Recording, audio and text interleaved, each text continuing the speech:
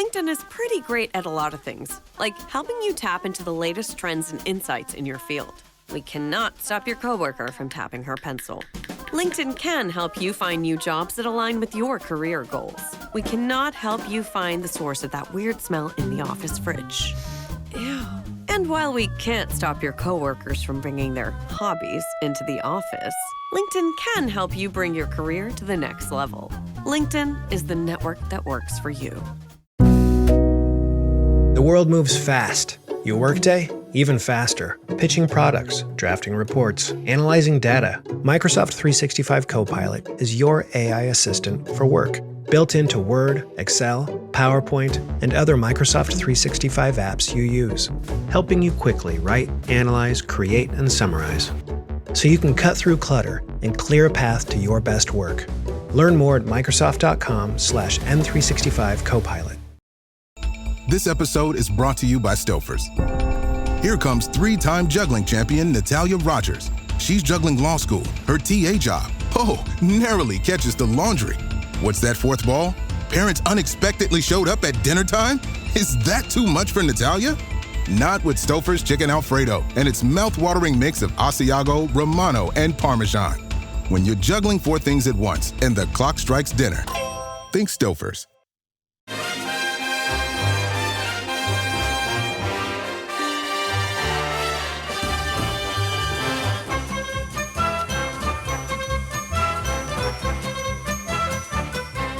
And welcome to How Are the Podcast. It's Gav and you join us this fine Monday morning as we're here to mull over the fallout from Sunderland's exit in the FA Cup on Sunday afternoon at hands of lowly Port Vale, the Port Vale side who everybody said, well, they're bottom of League One, aren't they? You should be going there and winning. And of course, Sunderland being Sunderland didn't. So we are here today to talk rather negatively about that. But I'm hoping after a night of sleep, we're feeling a little more well-rounded, maybe, about the fallout from the game. I don't know. I've just been for a dog walk and listened to the reaction pod from yesterday and listened to what the lads had to say, and I'm amazed they were that measured after the game. But yeah, let's see where this one goes today. We haven't got any real plan, and starting off, I will introduce our first guest today. It's Martin. Hello, mate. Hello, Gav. Yeah, these sort of the morning after pods are usually a more considered sort of chat about the game, aren't you? You've had a bit of time to sleep on it and stew on it and figure things out and almost get accepting of whatever's happened, but I'm not sure that's the case today for me. I think I've gone from being utterly disappointed at 3:30 in the morning, or whatever it was, and after a couple of hours sleep, even more annoyed than I was at the end of the game. Well, we'll get into that. Also joining us today is a very special guest, someone who's not been on in a little while, so keen to hear what he's got to say. It's Tom White. Hello, mate. Hello. I've chosen a bad time, really. I was quite confident when you asked me that at least I'd be talking about a win and the excitement of the quarter-final draw and maybe even Wembley, maybe even winning a trophy. Sadly, that's not the case. Yeah, and you didn't even get to go either, because you were telling me when we were chatting the other day that if it had been Bristol City, you would have been there. I was probably the only Sunderland fan who wanted Bristol City. No, I wanted them. In hindsight, I wanted them too. We might have won. Yeah, we could have gone to that one. We couldn't go to Port Vale. And you're right. In hindsight, I think everybody now wishes Bristol City had won. Do you know what it is? That's not a bad place to start, Martin. Honestly, I think we'd have had a better chance of beating Bristol City, because every sort of little marginal gain that Port Vale could make work in their favour, they did. And we'll get into things like attitude and application and stuff as this goes on. But honestly, it wasn't a nice place to go to, and they really made it work for them. And I think that's going to cloud the whole sort of performance, really, from a Sunderland perspective, is that we just didn't turn up. We didn't want it as much as they did. We didn't fight as much as they did. I felt like maybe if we didn't make excuses outwardly, like I didn't really hear many people after the game, from a playing perspective, the coaches or whatever, coming out and talking about the pitch as a problem or the amount of injuries as a problem. But I think internally there must have been some sort of feeling like, oh, do we have to be here? Like, oh, like, this pitch is crap. We haven't got this player. We haven't got that player, because it showed in the performance. We were so flat. Oh, look, you can put to one side, I think, the the things around the game, like the pitch. And look, the pitch was crap, right? The pitch was awful. And they showed compilations, didn't they, of different Yeah, they did, yeah. balls coming to the field and bouncing here, there, and everywhere. And the pitch was crap. And I know it's the same for both sides, but obviously they've been playing and they're a bit more familiar with it.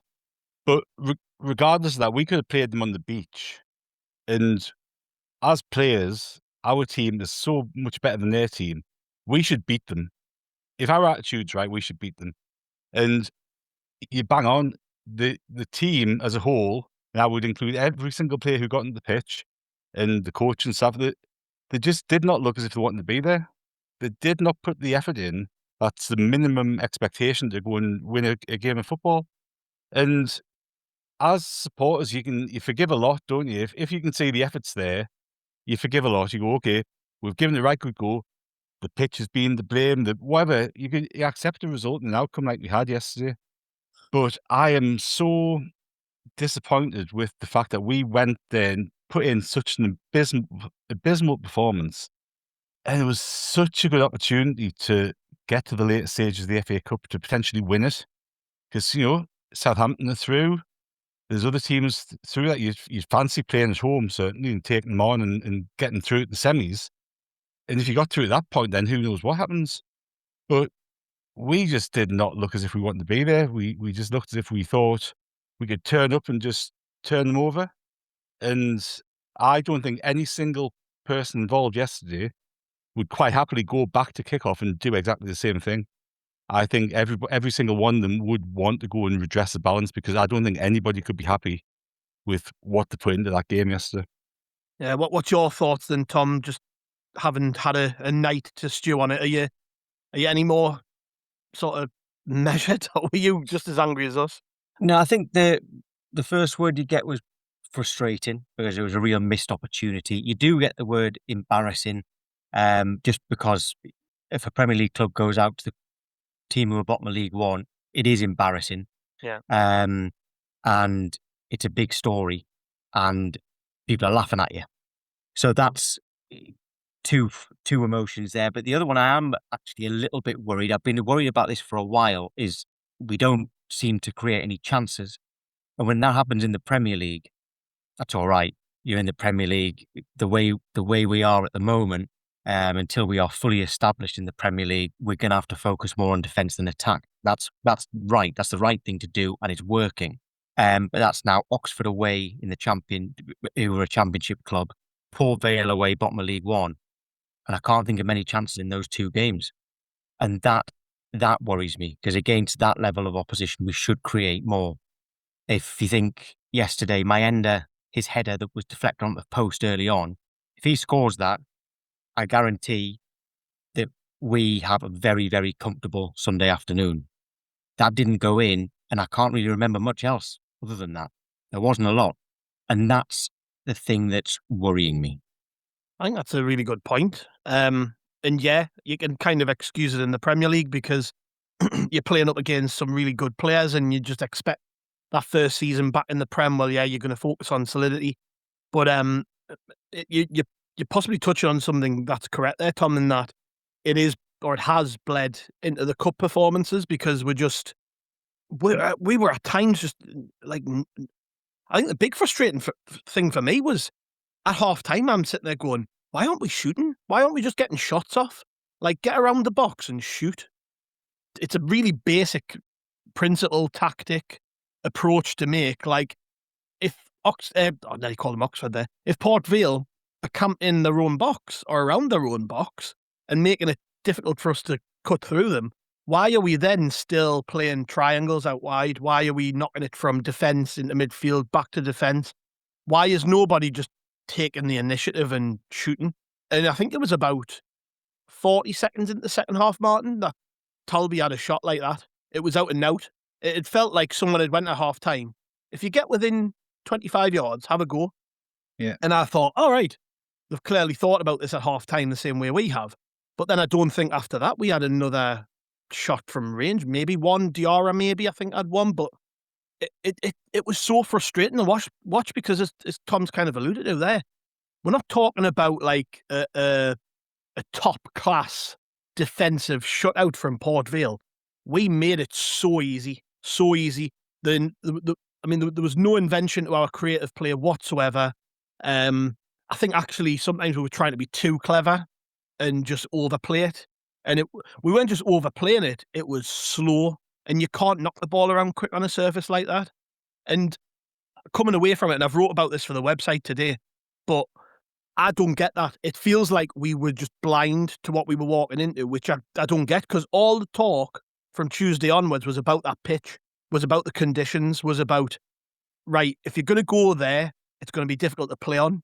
And yet, and actually, I'm not a massive Robbie Savage fan as a commentator, but he called so much right during the game. He was pointing this out like I was saying it. It was like if I was on commentary, I'd be saying these things. And he was talking about, like, he was going like, why are you Sunderland knocking this around the defence? Why are they trying to play out?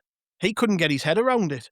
And I'm watching it, I'm going, yeah, he's bang on, but surely we knew this walking into the game. Surely we knew in the prep for this game, when they got into the meeting room at the Academy of Light and they were doing all their video analysis as a group, they were going, all right, look at the state of the pitch on Tuesday night against Bristol City. Look at the way that they struggle to move the ball around.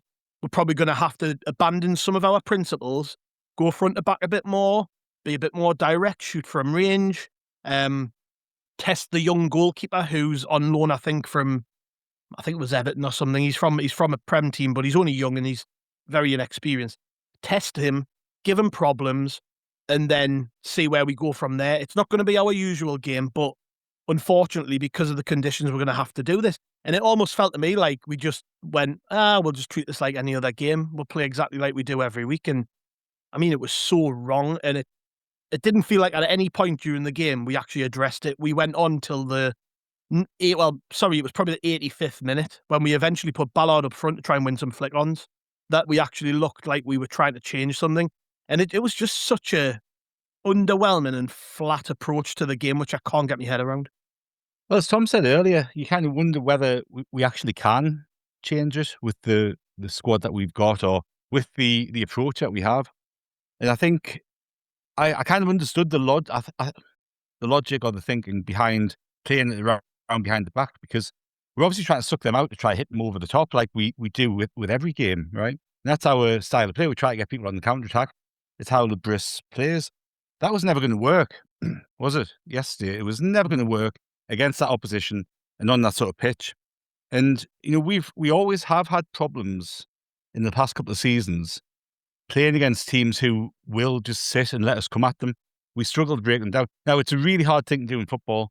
I think you've got to have some fantastically good players to be able to do that. But if you look at the players that we've got in the pitch yesterday compared to their players, we've got some fantastically good players. You've got people like Lefay who can slide the ball through an eye of a needle and set somebody up. We've got some good wide players, although the wide areas were a bit murky. And, you know, in the first half, I couldn't understand why we kept going down the left-hand side, where it was an absolute mud bath, and the right-hand side was all right in comparison. But we kept going down the left and tried to get something down there. And you're going, why don't we just focus the play down the right and try to exploit that bit, because it looked a bit better. And there was a couple of instances where Diarra got down the right-hand side in the first half, and he put a ball across at my end. It should have been absolutely busting his gut to get on the end of, and he didn't get on the end of it. And it's just whether we can actually do that with the setup that we have and the style of play that we have. You know, we haven't seen, although Lebris talks about solving problems, he's good at those little tactical shifts in game, isn't he, normally? But we've never seen a vastly different approach to a game than his sort of stock standard way of playing. And yes, they needed a different approach. You know, you got two young lads, big centre forwards on the bench. Like, why don't you chuck one of those on for the last half an hour? Or both of them. Ballard up. Yeah. Well, me too. Rather than bringing Isidore on, who's, you know, struggling, to be kind, at present, he's struggling to make an impact on the game. You got two young centre forwards there who haven't made the debuts for us, who would be absolutely desperate to make an impression. Chuck those two on for half an hour of the second half. One of which who's scoring a lot of goals for the under-21s, so he's confident. Just been called up for his country. Yeah. So, like, I just thought there was absolutely nothing to lose by doing that. Correct. And we just kept trying to do the same bloody thing over and over again. And for whatever reason, and I do think a massive bit of it was attitude and the desire to go and do it, we just didn't ever look really like breaking down. We had a few little bits where it might have dropped to somebody and we could have stabbed it in, but really, we just didn't threaten. And it's such a disappointing game, isn't it? From a performance point of view, I reckon, like, if you take into account where we're at and where they're at, I reckon that's the worst game we've had since that Bolton 6-0. I can't think of a worse game in terms of the outcome that you'd expect from it. Yeah. Performance-wise, I think it was terrible. And it was just so frustrating because we didn't try to change it. And you're banging your head going, why aren't we just doing something a bit different? Why aren't we going long? Why aren't we chucking a couple of subs on? Why do we just keep trying to do the same thing, where it's evidently not working? And it was just made for such a bloody frustrating watch. I think in terms of the subs, like bringing the young players on, I see what you mean, but there's a lot of people since full time have been, and even walking into work this morning, people saying, why did Sunderland not play their best team? And I'm having to correct everybody and list the injuries and say, remember that Hume and Siddiqui were suspended. So actually, if you look at the team from the Leeds game, it wasn't much different at all. There's only I thought that Xhaka might be ready to play maybe 75 minutes or something. But obviously, that's not the case. We wouldn't know about that because that's to do with the kind of medical side of things. But we really did put the strongest team out we could, with that exception. So bringing on the players who are also more regular first team players, I do understand that. I do understand it because we would have been criticised for bringing on the youngsters for not taking the FA Cup seriously. But I'm been defending us since full time, saying that actually we did play the strongest team we could. I think, Tom, like the starting 11, and I have seen people criticise the Briss for the starting 11. I don't know what else he could have done. Like, he's literally the only question mark was Xhaka. And that's obviously, as you say, it's obviously a medical thing why he hasn't started. So I don't think you can attach any criticism to the starting 11. But when you get to that point 10 minutes after half time and it's not happening, and with the best will in the world, you've got people like Chris Rigg, Mayenda, who have been on the fringes to some extent of the first team. They're not first team regulars, who are really struggling to get into the game and make an impact. I just don't think there's anything to lose by chucking a couple of young lads on and just saying, you go for it, see if you can get something out of it. It doesn't even have to be 10 minutes after half time, just at any point to try and show that we're trying something, that we're trying to be different. I think it wasn't just we're talking specifically about Geragosian and Abdullahi, two young lads who nobody knows anything about. So, there's nothing to lose in bringing them on when the game is clearly not going our way. I mean, Port Vale's fans, they knew what was coming. The atmosphere was building in that last 10, 15 minutes, and they had the same feeling we did. It just wasn't Sunderland's day, it was their day. And with regards to Granit Xhaka, I'm really interested with this one, because obviously there's a reason why he didn't start the game, but it took till the 83rd minute to get him on the pitch, by which point you're like, well, how much of an impact can he really have on this? And he did have an impact. He come on and he was doing what he normally does. He was taking ownership. He was getting on the ball. He was trying things which didn't always work. There was like a pass into Mayenda which went out for a goal kick and things like that. But he was trying to at least force the issue. But I'd love to know why it took till 83 minutes to get him on, because by that point I was just thinking, well, it's not our day today. Like, and he come on far too late. But he was restricted in what he could do. And in the squad, when you look at the team that we had, right? I mean, yeah, totally agree. Basically, the team we played was all we could play. But I was looking at this and I was trying to work out, and this isn't me making excuses, by the way, but it probably does to some extent, Tom, explain maybe the attitude over the 90 minutes or so, because I think Siddiqui is such a hard-working player with a great attitude. Hume is one of the leaders of the group with a great attitude, hard-working. I wouldn't have any qualms about Trey Hume putting a shift in on a shit pitch. Xhaka obviously not starting and basically not being in the game at all. Ronaldo, we've been missing for a while, a big leader. Mukiele, a big leader. Broby, a physical player who probably would have coped fairly well in a physical battle against EFL defenders. We were missing quite a lot of players who I would say you can count upon. And this was something that was talked about the other week. I think LeBris even talked about it, didn't he, when he was on about it was I'm referring to a conversation I was privy to, so I probably should explain myself here. But Gasolfi was at the Atmosphere group meeting a couple of weeks ago, and he was talking about how in the absence of some of the leaders in the group, people like Ballard and Lafay have to step up and be a big voice on the pitch. And this has been a bit of a worry of mine, is in the absence of a lot of these players in recent weeks, I'm looking at that team on Sunday afternoon. You've got Enzo, Lafay, Alderete, O'Neill, Ballard, Hertrauder are the experienced ones.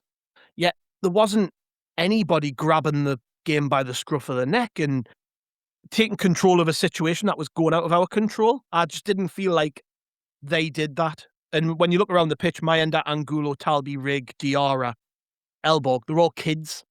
And another point on attitude before I actually come to you on this, Tom, but it was mentioned on commentary about the back pass from O'Neill to Elborg, and they're both laughing and joking about it. And it's like, no, that's not funny.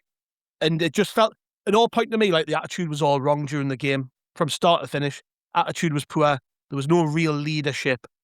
And how do you address that?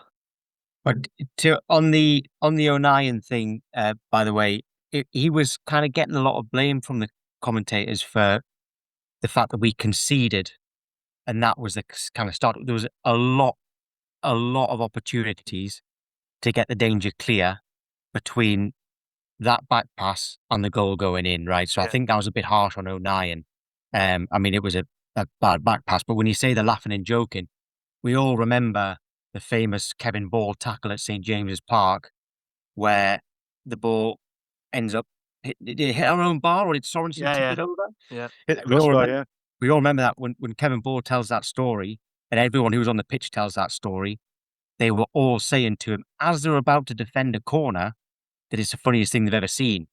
So if we can laugh about that and say that's funny, we can't really have too much of a go at O'Neill and Elborg for laughing at that. But nothing should have come from that. We should have been able to defend that. We had chances too from that corner and onwards before the goal going in.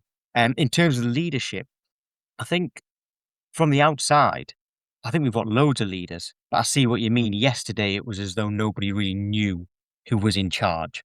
So I don't really know. I can't really put my finger on why that is. Because from the outside, if you listed them there, you got Xhaka's a leader. Obviously, he's our club captain. Luke O'Neill was our club captain and wears the armband a lot when he plays. I know Trey Hume wasn't playing, but he's captain. Ballard is definitely a leader. I do think that Ballard was trying to take the game by the scruff of the neck, but how can you do that when you're 1-0 down, trying to go for a goal, trying to get an equaliser and push forward? He's our centre-back. And okay, he did end up going up front, which I suppose is part of it. But I do think that I don't believe that we're lacking leaders, but I can't put my finger on why it didn't work yesterday in that regard. Right. Well, I think we'll quickly jump for a break, and then when we come back, we'll vent a little bit more. There's plenty more to get off our chest here, so we'll see you in a minute. Taste the Mediterranean at Whole Foods Market with a vibrant selection that captures the flavors of the region. Shop coastal favorites like responsibly farmed whole bronzini and jumbo white shrimp, and pair them with specialty pastas, robust olive oils, and aromatic sauces directly sourced from the Mediterranean. Want a fast and easy dinner? Grab refreshing Greek salads and tortellini from the prepared foods department. Taste the Mediterranean now at Whole Foods Market. Tonight's meal, tilapia surprise with boiled cabbage. Begin cooking steps 1 through 50 now. Are you kidding me? Making dinner shouldn't feel like doing a 1,000-piece puzzle. With Blue Apron's new one-pan assemble and bake meals, the hard part's already done. Pre-chopped ingredients, zero stress. Just assemble, bake, and enjoy. No complicated steps, no mountain of dishes. Try Assemble and Bake today. Get 20% off your first 2 orders with code APRON20. Terms and conditions apply. Visit blueapron.com/terms for more. And welcome back to How Are the Podcast. And yeah, just before the break there, Martin, Tom and I were discussing the attitude, the collective leadership of the team that was out on the pitch at Port Vale. And I just get your thoughts on this, really, because like I say, it was a bit of a split between young lads and more experienced players that you would potentially count as leaders. But that I honestly think that Port Vale sensed we were lacking something going into the game. I mean, they had nothing to lose. You're watching their manager on the sidelines. He's animated. He's screaming. He's clapping every single tackle. He's punching the air when they're winning second balls and things like that. Like, I just think they sensed that there was an opportunity here. We gave enough of an impression in that first 10 minutes to at least point to them and say, well, Sunderland aren't really as up for this as we are. And I don't know if you noticed this as well, but in the post-match comments, I think it was the lad who scored the goal, but I also seen a few posts on the socials from Port Vale players where they, rather than make an excuse for the pitch, and they've started to own it, and they're saying things. It's obviously tongue in cheek, but they're saying things like, "We love that pitch. That's our pitch. Love playing on that pitch." But it did feel to me like they almost embraced it, and you could tell after 10 minutes that we just, attitude-wise, and the way we were knocking the ball around, that we were a little bit weak. And there was a couple of times throughout the game, probably more than a couple of times, where they were putting heavy tackles in, which you'd expect from AFL players, right? That's kind of the hallmark of a lower league player. But leaving a knee in on my ender as he's trying to turn, or Angulo getting put on his arse, Tolby getting kicked out the game. Lefebvre was kicked out the game to an extent, didn't really get on the ball as much as he normally does and drive through the midfield. And it just felt to me like, I think we made it very easy for them to smell blood. I must admit, I got a little bit worried before the game when I was listening to the podcast that you did with, was it called Phil Bowers from Port Vale? Because I thought, this is a team that has literally got nothing to lose because it's so far down the bottom of the league. But they've been on a relatively good run, they've picked up a couple of points. Obviously, they've had the FA Cup wins. And so this is going to be a really dangerous game because they're not thinking about anything else. It's just an opportunity to go and have make real headlines for themselves. And I just knew we'd have to be completely at it from the off. And, as we've talked about, we weren't. It's interesting with the leadership conversation, right? And, I've just been jotting down the names of people who were missing. And, realistically, there's only Ballard, Alderete and Lefebvre yesterday who started, who'd be in what you'd call our strongest first 11. If everybody was fit, the 11 that you'd expect Lebrist to play, there's only those three who would be guaranteed, I reckon, to be in it. And I think it's interesting with the captaincy side of things. So obviously, Jacques has been such an important figure on the field. And we're saying that in the games that he's been missing, we've kind of lacked that leadership. And we've said there, we kind of view as people trying to take ownership and lead the team, but people didn't know who was in charge, who to look at, who to listen to for instructions and all that sort of stuff. We've had a situation where Trey Hume was surprisingly named captain when Xhaka first got injured. O'Nine's come in and he's assumed the captaincy straight away. Now, O'Nine's obviously a massive person behind the scenes and has been involved in the squad all season, but he's not a first team regular. And I just find it baffling that somebody like Dan Ballard, who we know is really highly spoken about at the club as a leader and embodies everything that we do as a team, I just don't understand why he hasn't been captain. And look, I might be reading far too much into this and it's inconsequential. And people say, you should have 11 captains on the pitch and all that sort of stuff, blah, blah, blah. But in terms of continuity of voice and somebody to lead, I find it's really strange. Ballard hasn't been the vice captain. And I do wonder how much chopping and changing captaincy with players who wouldn't necessarily be in the first choice 11 if everybody's fit. Because we've had conversations, haven't we, about, is this a week he drops Hume if everybody's fit? Is this a week that, obviously O'Nine's only just come back into the side. He hasn't been around the first team all season. So you kind of wouldn't, and look, these conversations always happen after a bad defeat, don't they? You kind of look at different things and go, is this to blame? Is this to blame? Is this to blame? But I just don't kind of understand the logic behind that. And I do wonder whether that kind of feeds into what we end up seeing yesterday and what we saw at West Ham. West Ham was a similar sort of performance. Brentford wasn't great. We've seen a few of these performances in the past, 2.5 months. And yeah, I think I just hope that the game yesterday against Port Vale really gives them a kick. And I think it will, because there was so much wrong with that they've all got to sit down and really analyse what's gone wrong. It's quite even set pieces and everything. Sorry, Tom. Yeah, well, set pieces there, by the way. We were playing for set pieces now. A set piece goals from set piece record this season isn't that good, but it is quite a kind of a positive. It's actually quite a nice, not a nice feeling, sorry, but if you think about it, being a bit angry with Sunderland, it's been a long time since we have been. So if you think about it, things aren't actually that bad, are they? Yesterday's result and performance was that bad, but isn't it quite? It's a feeling that we used to get every couple of weeks, isn't it? How angry we were. It has been a long time. I was trying to think of the last time, and I don't think it's since Labrise came in. I'm hoping, by the way, this time in 2 weeks, we're not as angry as we've ever been, of course. I don't want to jinx that, but it's been a long time since we've been like kind of this hurt by our by a performance, and that, strangely, is a positive that I can take from it. No, you're absolutely right. And, you're probably looking, 3 years? So you're looking back to the Beale era when you could be as pissed off. The reason I'm so annoyed by it is it's such a big opportunity to really show that we are developing and changing as a club. And I just thought that performance, hoped that sort of performance that we saw yesterday was in the past. Because I actually was so convinced we beat Port Vale yesterday. Because I knew that we would, I just thought I knew that we'd find a way to win. I thought this group of players will go there and find a way to win. Yes, it'll be horrible, it'll be ugly, but we'll find a way to win that game because it's such an important game. And the fact that we didn't even look like trying to win it is really frustrating for me because I say, you get into the bloody last 8 of the FA Cup and you who knows what happens. And realistically, that's the best opportunity for us to win something in recent time, isn't it? Especially after Tuesday, Tom, because we were so committed and the game plan was brilliant at Leeds. Like, we were horrible to watch. We made it horrible. Leeds fans and even Farker after the game and stuff were coming away and talking about all the shithousing we did during the game. And I came away from that and thought, brilliant. That should be the blueprint now for every away game between now and the end of the season. And it might be. But obviously, you can't play like that against Port Vale, right? That's not going to happen. They're probably going to assume the role of the team who waste a bit of time and sit behind the ball. And they did.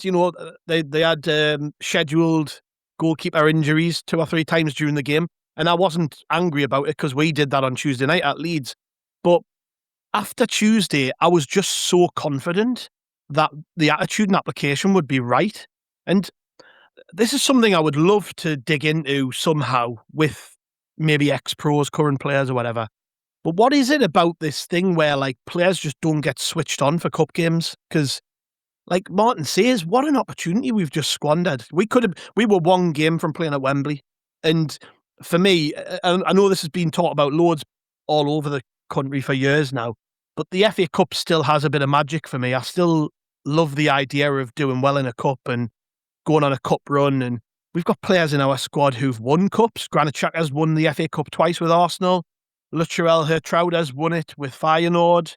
Siddiqui won it with his team in Belgium. There's probably others. I haven't got time to look it up, but we've got experience in there of players who've won things. So you would just assume like they would be really up for this, but nobody can deny that there was a marked difference in application and attitude to Tuesday night. So can you put your finger on what that is? Like why it was so vastly different? Well, there's another positive. We save a lot of money. We don't have a Wembley trip, and maybe even 2. We don't even 2 Wembley trips. And you know what? It means that we're very unlikely now to go to Europe. We're going to save a fortune. So there you go. In fact, we should be thanking them. Yeah, well, I was telling because my wife's not really into football. I was telling her all about it on the morning of the game. I was like, well, I could be going to Wembley in a month or so, and then after that, if we did get through that game, 3 weeks after, it's another Wembley game. And she's like, you're not going to them though, are you? You've already been to Wembley loads. I was like, well, we'll be. So she's rubbing her hands together thinking of the money I've saved. Yeah, well, that's a fair point. You see, always trying to find the positives. In terms of, I think, by the way, that result yesterday, it will have got Labrise scratching his head. Labrise doesn't get too high and doesn't get too low. All right, I noticed. I was with him. I was with him a couple of weeks ago. And I asked him about like how he celebrated promotion to the Premier League, right? And he said, well, didn't really, just had to focus on what was next. And I was shocked. And I said to him, I told him that I went on holiday the next day to celebrate the fact that we got promoted to the Premier League. And I'm only a fan, right? And I went on holiday with my wife to celebrate, and I'm a fan. You're the head coach. And he said he didn't celebrate it. He said, he said he had a bit of family time over the summer, but didn't celebrate it because he was constantly focused on what was next, right? So he doesn't ever get too high, and someone who never gets too high never gets too low. So he won't be devastated about this, but he will be thinking, how on earth, how did that happen? How can I make sure that it never happens again? And I think with Labris, it won't happen again. Another thing about him, by the way, in terms of how meticulous he is, when I was with him, I think we finished the interview at probably about 3 p.m. And, players train morning stroke lunchtime, right? Then he's done his media work. He's chatted to me till 3 o'clock. And I went, is that you off home now, is it? And he just like kind of laughed at me. He went, no. I went, all right, have you got like more media to do? He goes, oh no, but there's always something. There's always something, right? So he's a workaholic, and it can be a good thing, it can be a bad thing. But my point is that although this result won't have him as devastated, and maybe a little bit, maybe a bit of anger, he won't be as devastated as the fans are, but it will have really confused him, and it will have him working on what he always calls, like you said earlier, a solution. He always says, we need to find a solution. And in fairness, he always does, and I back him too. It's just, it's going to be this time next year now for the FA Cup. There's been as you can imagine, Martin, the reaction, particularly on social media, has been interesting, and that's a word that Labris likes, interesting. I mean, I don't like to comment too much on this stuff, but it needs to be commented on, I think. But a lot of people calling his future into question and hold on a minute. You said social media there. Now, I'm not on X, right? So when I hear things like that, I know you're talking about X. Right? Yeah. No one you know has said that, have they? Yeah. No one who went to the game, no one on X. X is not real life. Correct. Right? Correct. Some of these accounts probably don't have a face as their kind of avatar. You know, you don't know who's behind it. You don't know if they're just troublemakers.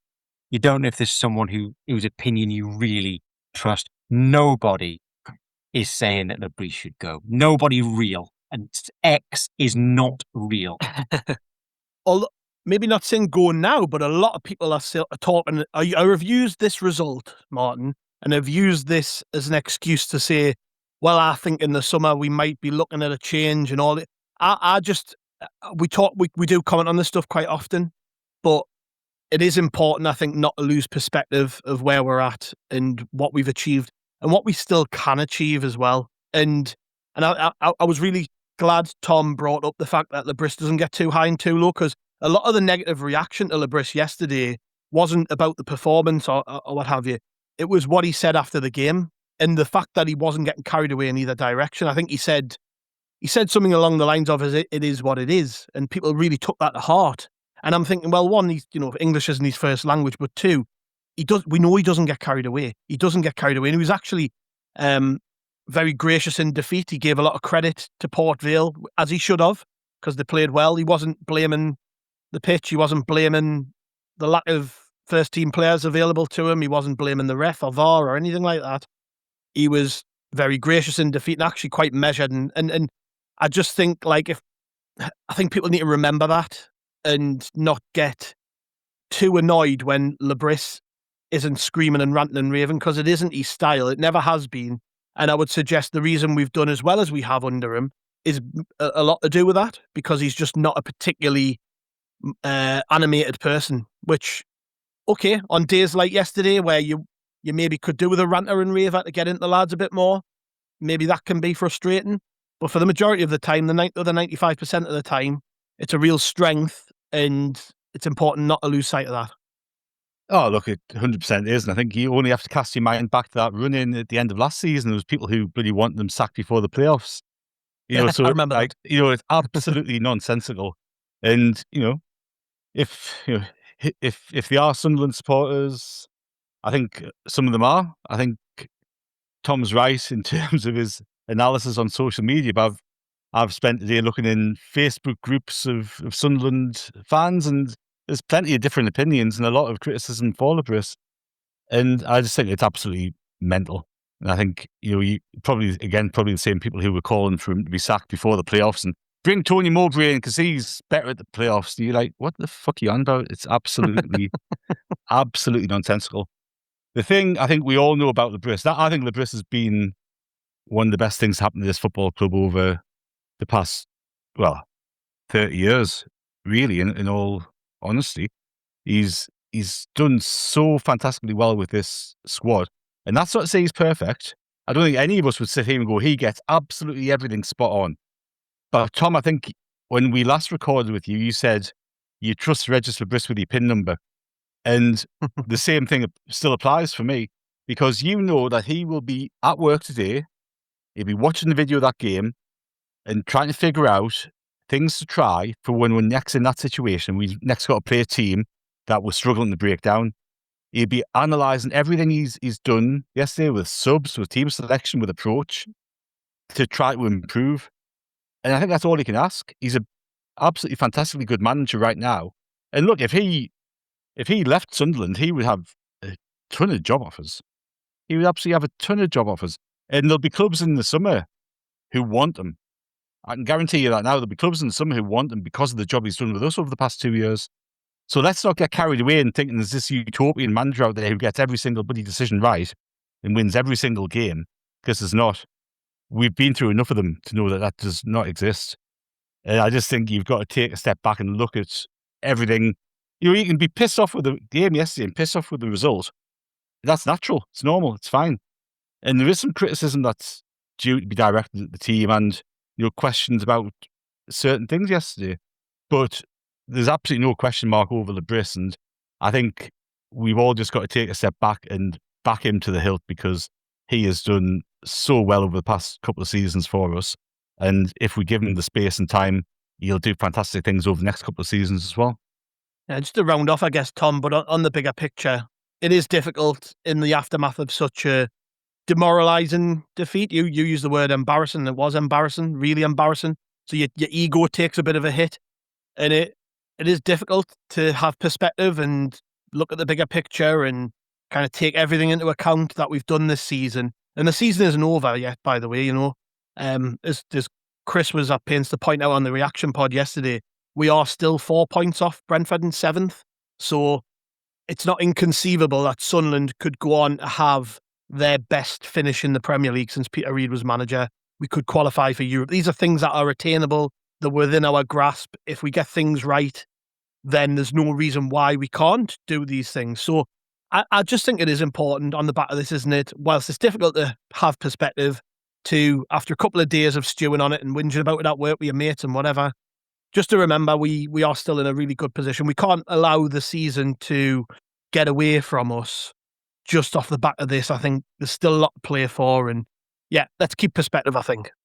Yeah, and there's still the Newcastle game as well, which is a big one. I do think that Lebris is putting a lot of concentration on that, by the way, because if you notice when he's asked about injuries, he doesn't normally give a return date, but lately he has started to say they should be back for Newcastle.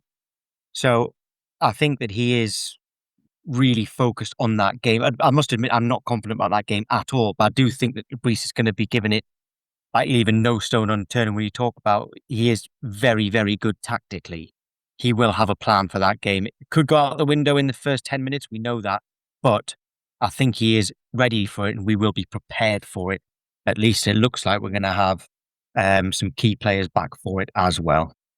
Yeah, and like I say, Martin, just got to keep our chins up this week, get over it quickly, and then move on and hopefully respond against Brighton. I think that's the big thing. We're all going to be sitting now expecting the players to put it right. Like, any question marks over attitude application needs to be put right against Brighton. And I think a big positive heading into that game is that some of those names I mentioned earlier, the players that were missing, are probably going to be back for this one. It's often what you need after a difficult defeat, isn't it? Is just a few more bodies back in, a few changes, a bit of quality being added to the side, and move on very, very, very quickly, put it behind us with a win, hopefully. I'm going up to that one, actually. I'll tell you who I am spending the Friday night with. And have a guess? Someone who we love in Sunderland, but also was fairly successful at Brighton. You've put us on the spot there. Well, Johnny Byrne. Talking of cup runs. Oh, well, that's also talking about cup runs. It's not John Byrne. Oh. Much more recent. Poyet? Gus Poyet? Poyet, yeah. Poyet, there you go. Yeah, brilliant. Me and Gus Poyet on at the point in Sunderland on Friday night. I'm not sure there's any point me trying to advertise it because I think it might be sold out, but you can check that out and there might be still some tickets left. It's a massive venue. So that's Friday night with him. He's great, Gus. When I loved it, I did the podcast with him before the last derby, and he just left his job in Korea. So he literally the day before, I think he'd left. And when I was texting him about coming on, he was like, "Oh, I'm flying home. I'll talk to you tomorrow." And I was like, "Really?" Anyways, he'd been back in the UK a matter of hours, had barely slept, and I think if I'd let him, he would have recorded for 4 or 5 hours. And he was brilliant. He was on top form. So he's one of those people you don't have to say very much to. He just talks. So yeah, that'll be a good night. Makes my job easy. Yeah, well, we've got plenty coming up this week. You know, we've got lots of pods coming thick and fast, Martin, haven't we? And I think it's a good time to take a bit of a breath tomorrow with On This Week. It is. We've got On This Week tomorrow, and we'll build up to the Brighton game, obviously, after that, won't we? And this squad has got so much credit in the bank. We go into Saturday, they'll be wanting to prove a point.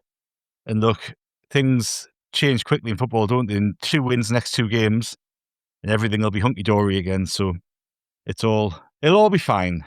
Let me say that. Of course it'll be fine. Of course it'll be fine. Although people might not feel that way today as the heading off to work and all that. But yeah, you know, it's one of those things. Losing used to be second nature to us, as Tom pointed out before. And it's been a little while since we've had a few crushing ones. But we've also got Dom Shaw from the Northern Echo on with us this week. There will be build up all the way up to Brighton. Head to rotoreport.sbnation.com for written content. Loads of reaction to the game there as well. Just to say thank you very much, Martin. Been lovely, mate. Well, cheers, Gav. Yes, as lovely as it can be to talk about Sunderland in the Cup getting beat. We'll get knocked out of the FA Cup by a League 2 side. Yes, lovely, delightful. Or League 1 side, sorry. Well, they're basically a League 2 side, which makes it even worse. And thank you, Tom. Thanks, mate, and good luck with Gus. I'm sure it'll be a great night. Thank you. Always a pleasure. Sorry it's been so long. Yes, well, there won't be. We'll make sure it's not so long next time. Thank you very much to the listeners. Cheers for joining us, and we'll catch you tomorrow.